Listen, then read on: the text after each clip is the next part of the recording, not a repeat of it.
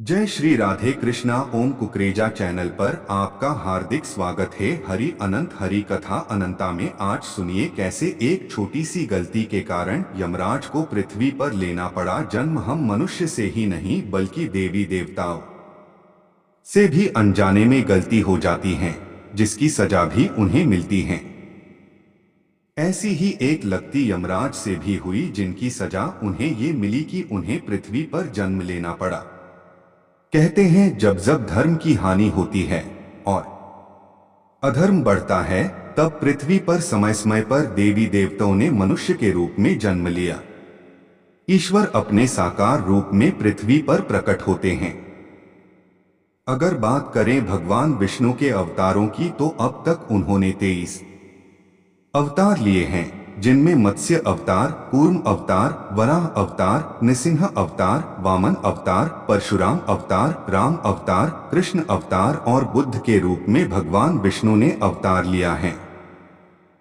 कहा जाता है कि भगवान विष्णु का 24वां अवतार कलयुग में कल्कि अवतार के रूप में होना बाकी है।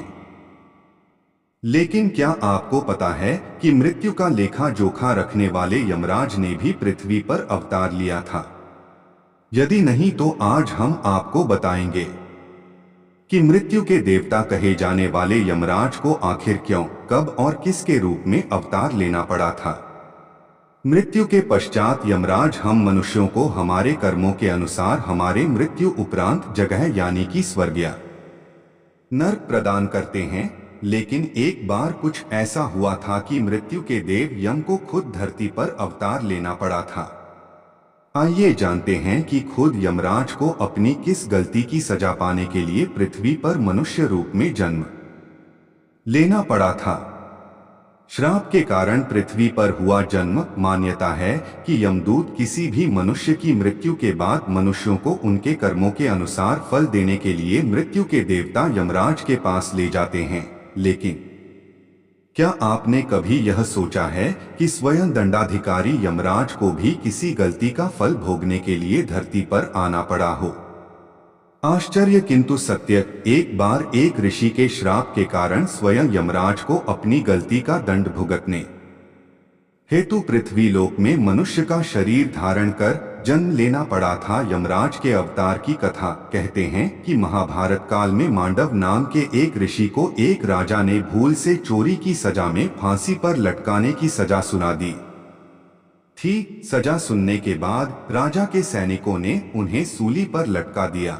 लेकिन एक आश्चर्य वाली बात यह हुई कि सूली पर लटकाने के कुछ दिन बाद भी उनके प्राण नहीं निकले।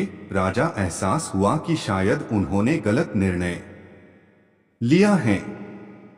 उन्होंने मांडव ऋषि को तत्काल उतरवाकर अपनी गलती के लिए माफी मांगी और उन्हें आदर के साथ अपने महल से विदा किया। इस महात्मा के रूप में लिया जन्म। राजा के महल से निकलने के बाद मांडव ऋषि यमराज के पास पहुंचे और उन्होंने यमराज से पूछा कि आखिर मैंने कौन सा अपराध किया था जो मुझे इसकी बड़ी सजा मिली। मुझे इस तरह तड़पना पड़ा, लेकिन ओहुर भी मेरे प्राण नहीं निकले। तब यमराज ने ऋषि को बताया कि आप जब 3 साल के थे तब आपने एक पतंगे की पूंछ में सींग चुभो दी थी, जिससे उसे बहुत कष्ट भोगना पड़ा था। बस उसी के कारण आपको इतना कष्ट भोगना पड़ा है। यमराज की बातों पर मांडव ऋषि को बहुत गुस्सा आ गया और उन्होंने कहा कि 3 साल के बच्चे को धर्म का ज्ञान नहीं होता है। उस अपराध की सजा तुमको मुझे स्वप्न में देनी चाहिए थी और तुमने मुझे एक छोटे से अपराध के लिए इतनी बड़ी सजा दे दी। मांडव ऋषि क्रोधित हो गए और उन्होंने यमराज को तुरंत श्राप देते हुए कहा कि तुम शूद्र योनि में एक दासी के घर में जन्म ले लेना पड़ेगा और तुम वो सारे कष्ट भोगेंगे जो एक आम मनुष्य को होता है।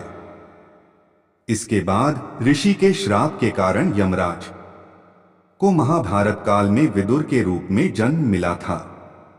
विदुर महाभारत काल के एक महान दार्शनिक और महत्वपूर्ण पात्र थे। वे हस्तिनापुर के प्रधानमंत्री, कौरवों व पांडवों के काका और धृतराष्ट्र एवं पांडु के भाई थे। विदुर बहुत बड़े ज्ञातक थे। उन्होंने ने अपनी नीतियों के जरिए महाभारत युद्ध को रोकने का भी प्रयास किया था, हालांकि वे इसे रोकने पर नाकाम रहे थे।